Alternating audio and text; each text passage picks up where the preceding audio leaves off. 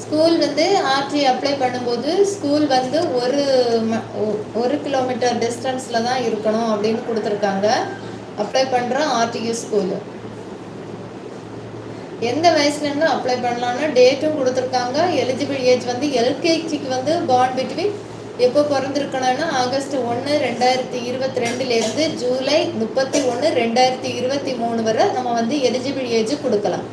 அதே மாதிரி கிளாஸ் ஃபஸ்ட்டுக்கு வந்து ஆர்டி அப்ளை பண்ணுறதுக்கு ஏஜ் லிமிட் வந்து பார்ன் பிட்வீன் ஆகஸ்ட் 2019 ஜூலை 31, 2020 வரை கொடுத்துருக்காங்க.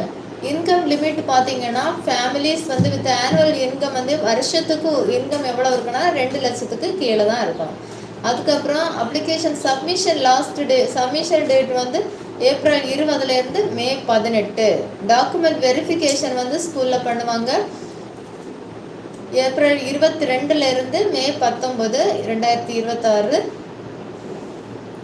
குழுக்கள் வந்து மே 22 போட்டிருக்காங்க. லாட்ரி வந்து மே 22 கொடுத்துருக்காங்க. ஃபைனல் அட்மிஷன் வந்து மே 25 கொடுத்துருக்காங்க.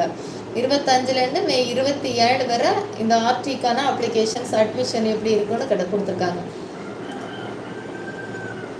அப்ளிகேஷன் வந்து நம்ம ஆன்லைனில் தான் பண்ணணும். கம்ப்யூட்டர் சென்டர்ஸில் ஏதாவது வந்து பண்ணிக்கோங்க. Childrens with from disadvantage groups and weaker section are eligible. Free education provided until 8th வரை நம்ம படிக்கலாம். இது 8ஆம் கிளாஸ் வரை 8ஆம் வகுப்பு வரை படிக்கலாம். 8th ஸ்டாண்டர்ட் வரை நம்ம இந்த கோர்ஸ் வந்து படிச்சுக்கலாம். சரியா? But ensure all necessary documents என்னெல்லாம் வேணும்னா அவங்க கொடுத்துருக்காங்க. எல்லா நெசசரி டாக்குமெண்ட்ஸோட இன்கம் வேணும்.